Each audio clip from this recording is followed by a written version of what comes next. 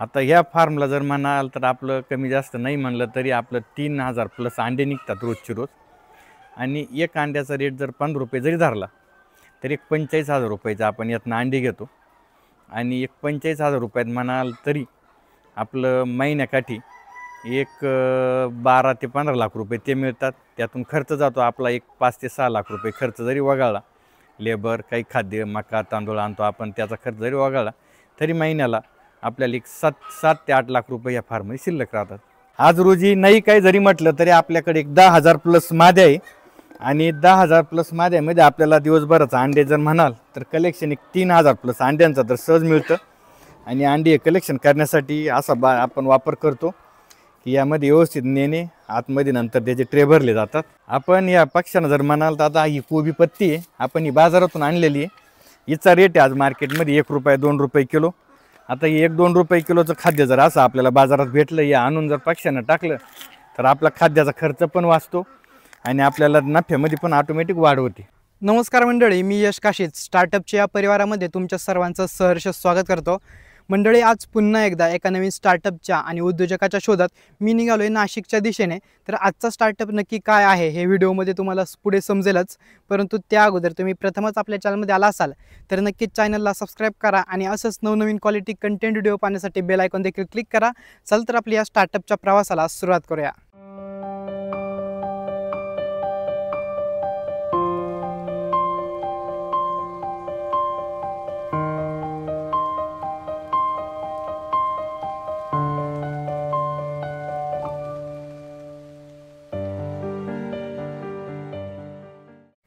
तर मंडळी, आता जवळजवळ जुन्नर ते नाशिक असा 5 ते 6 तासांचा प्रवास करून मी आलोय गणेश गाजरे यांच्या गावरान पोल्ट्री फार्मिंग या व्यवसायाला भेट देण्यासाठी. या ठिकाणी ते मागच्या 4 ते 5 वर्षांपासून खूप मोठ्या प्रमाणावर गावरान कुक्कुटपालनाचा व्यवसाय करतात. आणि सर्वात महत्त्वाचं म्हणजे हा त्यांचा फार्म महाराष्ट्रातला सर्वात मोठा फार्म असून या ठिकाणी 15,000पेक्षा जास्त कोंबड्या आहेत आणि दिवसाला 3,000पेक्षा जास्त अंड्यांची निर्मिती होते. आणि आज ते या फार्मपासून महिन्याकाठी नाही म्हणलं तरी एक जवळपास 10 ते 12 लाखांचा निव्वळ नफा कमवतात. तर त्यांच्या या फार्मचं संपूर्ण नियोजन कशा प्रकारे चालतं, त्यांचा हा संपूर्ण प्रवास कसा होता हेच आजच्या व्हिडिओमध्ये आपण पाहणार आहे. व्हिडिओ खूप सुंदर झाला आहे, त्यामुळे व्हिडिओ शेवटपर्यंत नक्की पहा. चल तर आपल्या व्हिडिओला सुरुवात करूया.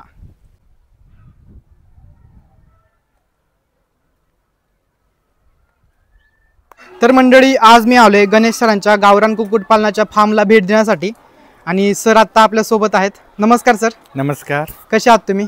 मजेत आहात सर. सर्वप्रथम तर आपले जे व्ह्युअर्स आहेत त्यांना तुमची एक ओळख करून द्या आणि आपल्या फार्मचा ॲड्रेस सांगा. माझं नाव आहे गणेश बाळासाहेब गाजरे, राहणार गाजरवाडी, तालुका निफाड, जिल्हा नाशिक. आपण नेचर बेस्ट नावाने आपला गावरान कुक्कुटपालनाचा फार्म चालवतो. आता किती वर्ष झाले आपण हा व्यवसाय करतोय? या व्यवसायाला सुरुवात करून आपल्याला 3 वर्ष पूर्ण झाली आणि आता 4थं वर्ष सुरू झालेलं आहे. मग ह्या व्यवसायाआधी म्हणजे काय करत होते, म्हणजे संकल्पना कशी सुचली, या व्यवसायाकडे का वळले तुम्ही? नाही, आपण या पहिले तर पारंपरिक आमची द्राक्ष शेती, आम्ही द्राक्षच करत होतो किंवा आज पण आहेत. पण द्राक्ष करत असताना शेतीला एक जोड व्यवसाय असावा. आता जोड व्यवसाय असताना तो आपल्या घरापाशी असावा, आपली शेती बघून तो करता यावा, या उद्देशाने मग आपण ही गावरान कुक्कुटपालनाची संकल्पना पुढं आणली. मग आता बघा, तुमच्याकडे वेगवेगळे व्यवसाय होते, तुम्ही डेअरी फार्मिंग पण करू शकत होता किंवा वेगळा काहीतरी व्यवसाय करू शकत होता, गावरान कुक्कुटपालनच का? आता गावरान कुक्कुटपालन करण्याचा उद्देश असा होता की डेअरी फार्मिंग हे सर्व बघितलं, पण प्रत्येक याच्यामध्ये रेटची चढ उतार आहे. आता आपण दूध व्यवसाय जरी म्हटलं तर त्याचे रेट कमी जास्त होणं या गोष्टी कायम घडतात. पण गावरान कुक्कुटपालन हे असं एकमेव व्यवसाय आहे की त्यामध्ये आपण आपलं मार्केटिंग स्वतः करू शकतो, आपण स्वतःच्या मर्जीप्रमाणे विकू शकतो, आपण आपला रेट ठरवू शकतो. तसं असं कोणत्याही दुसऱ्या व्यवसायामध्ये घडत नाही. मग आता ज्यावेळेस तुम्ही ठरवलं का आपण गावरान कुक्कुटपालन सुरू करायचं, मग तो सुरुवातीचा टप्पा कसा होता? म्हणजे कोंबड्या कुठून आणल्या, शेड कशा प्रकारे बांधलं, याची प्रॉपर माहिती कशी घेतली, तो सुरुवातीचा काळ कसा होता? नाही, आपण हे गावरान कुक्कुटपालन करत असताना जेव्हा ठरवलं की गावरान कुक्कुटपालन करायचं, मग ते बघत असताना यूट्यूबच्या माध्यमातून नेचर बेस्ट नाव समोर आलं. आता नेचर बेस्ट नाव आलं त्या 3 वर्षापूर्वी, तर ते आलं सौरभ तापकीर सरांचं, जे पुण्याला नेचर बेस्ट नावाने फार्म चालवतात. मग आपण त्यावेळेस मला करण्याची इच्छा झाल्यावर मी तिथं गेलो, प्रत्यक्ष त्यांच्याशी भेट घेतली, त्यांचं 1 दिवसाचा ट्रेनिंग प्रोग्राम अटेंड घेतला, त्यांच्याकडून जाणून घेतलं की बाबा गावरान कुक्कुटपालन काय असतं, केलं तर नफा काय, तोटा काय, आणि त्यांनी जी आपल्याला माहिती सांगितली त्या पद्धतीनं, त्यांच्या अनुषंगानं आणि त्यांचा हात धरूनच आपण हे गावरान कुक्कुटपालन चालू केलं. मग सुरुवातीला म्हणजे किती भांडवलात तुम्ही सुरुवात केली होती आणि कशा प्रकारे सुरुवात केली होती? आपण ज्यावेळेस सुरुवात केली त्यावेळेसच आपण 10,000 पक्षी टाकून चालू केलं आणि भांडवल थोडं जास्त लागलं.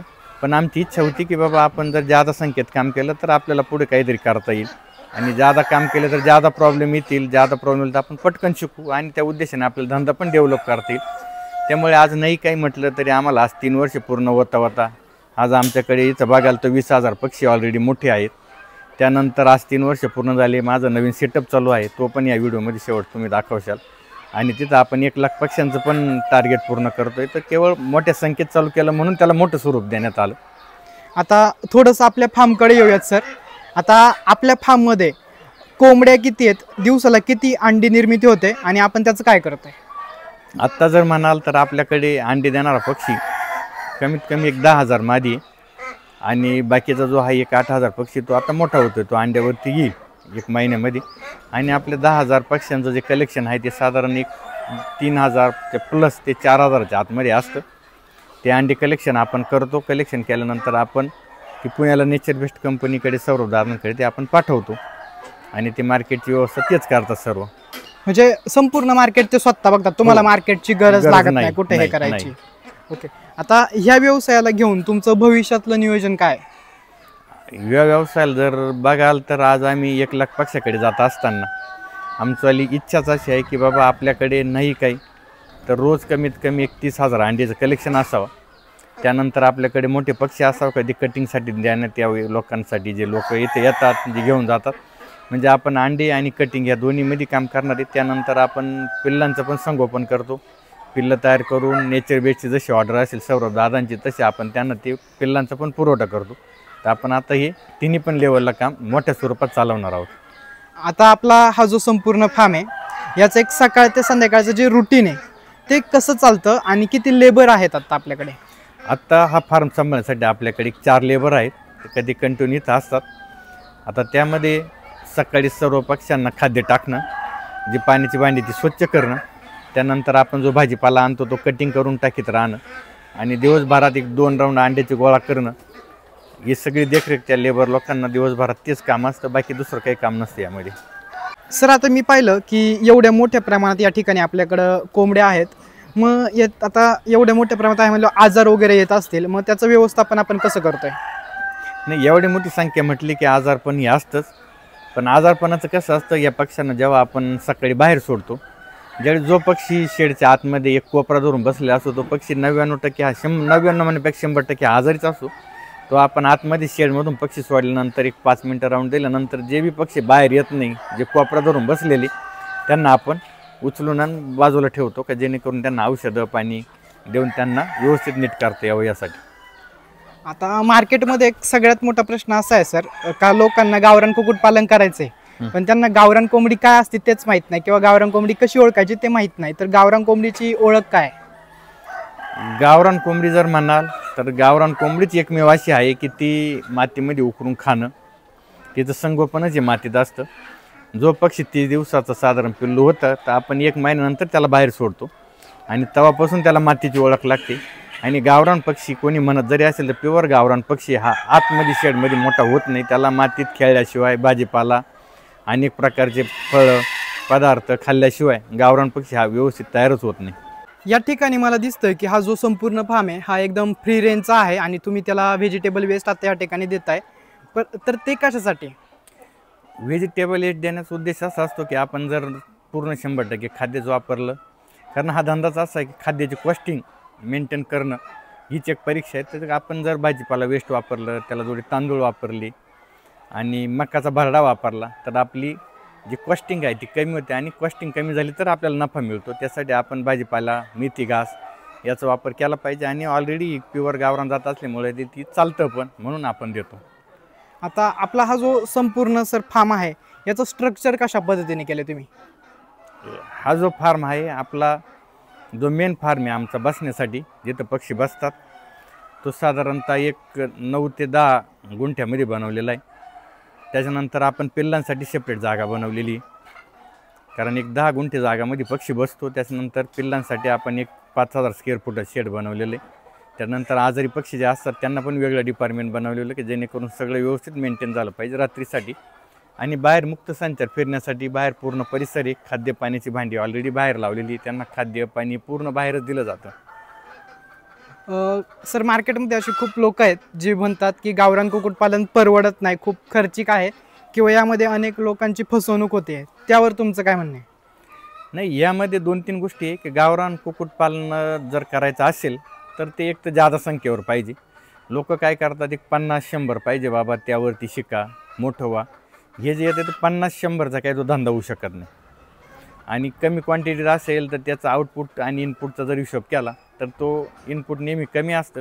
आणि कमी असलं की साहजिक आहे, माणूस सुरू पण करतं आणि एक 12 महिन्यानंतर थांबणं याच्या पलीकडे त्याच्याकडे पण पर्याय नसतो. का तर क्वांटिटी नाही तर उत्पादन नाही, उत्पादन नाही तर आपल्याला नफा पण नाही. आणि घरात जर नफा नसेल तर माणूस त्या व्यवसायात जादा दिवस थांबत पण नाही. सर मग आता समजा मी आहे किंवा एखादा तरुण आहे, मी इच्छुक आहे, आता मला हा व्यवसाय करायचा आहे, तर मी सुरुवात कशा प्रकारे केली पाहिजे? याची सुरुवात जर म्हणाल तर पिल्लांपासूनच केली पाहिजे. पिल्लांचं संगोपन शिकलं पाहिजे आपण. आणि एक 12 महिने दर ऋतूचा आपल्याला अनुभव येईपर्यंत एक परीक्षा असते, ती परीक्षा पण माणसाने दिली पाहिजे. दर ऋतूमध्ये वेगवेगळा अनुभव येतो आणि तो प्रॅक्टिकल अनुभव आपल्याला आल्यानंतर दुसऱ्या वर्षाला माणसाला बऱ्याचशा गोष्टी समजल्या जातात की पावसाळ्यात काय केलं पाहिजे, उन्हाळ्यात काय केलं पाहिजे. आणि 1-2 वर्ष जर माणसाने याच्यामध्ये काम केलं, सगळ्या ऋतूचा अभ्यास केला, आपण त्याची वेळेनुसार काळजी घ्यायचं जर शिकलं, तर मला वाटत नाही की ह्या धंद्यामध्ये कोणाला अडचण येईल.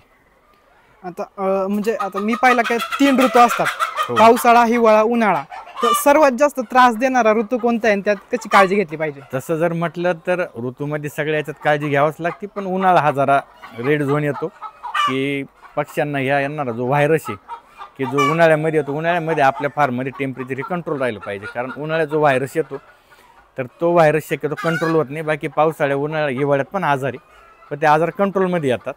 फक्त यामध्ये जादा काळजी घ्यायची अशी ती उन्हाळ्यामध्ये की ओव्हरहीटमुळे आपल्या पक्षाला जर काय आजार लागला गेला तर तो जरा मरीकडे जाण्याची शक्यता जास्त प्रमाणात असते. आता सर एक प्रोसेस सांगा, समजा आपण फार्म सुरू केला, बरोबर. फार्मवर जेव्हा आपण पिल्लं आणली तर ती किती दिवसाची आणली पाहिजे, त्याला कोणकोणते डोसेस दिले जातात आणि 1 महिन्याचं होतपर्यंत कशा प्रकारे त्याची काळजी घेतली पाहिजे? नाही, 1 महिन्यापर्यंतचा मेन पार्ट येतो खरा ब्रूडिंग पार्ट की जो टेम्परेचर व्यवस्थित मेंटेन ठेवणं. आता टेम्परेचर मेंटेन ठेवत असताना रोजचं क्लायमेट कसं आहे त्याच्यावरती ते टेम्परेचर डिपेंड असतं. कदाचित आज जर दिवसभरासाठी जर आपल्याकडे थंडी असेल तर उद्या ऊन पण पडू शकतं, तर आजचं टेम्परेचर वेगळं पाहिजे. आणि ते पण इतकं अवघड नसतं, एकदा माणूस शिकल्यानंतर ते पण जमतं.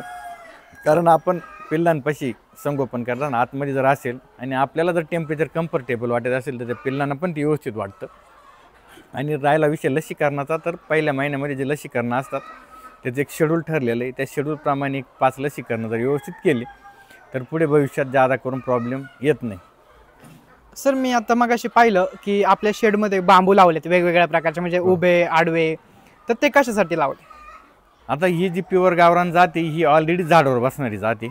जे घरगुती 10-10, 5-5 पक्षी पाळले जातात ते ऑलरेडी झाडावर बसले असतात, त्यांना कोणी शेड बनवत नाही, काही नाही.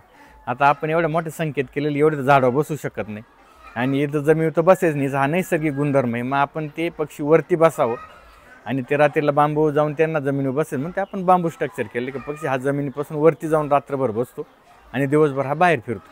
आणि सर्वात महत्त्वाचं मी मागाशी पाहिलं का तुम्ही अंड्यासाठी डबे लावलेत, आपले तेलाचे हो. डबे.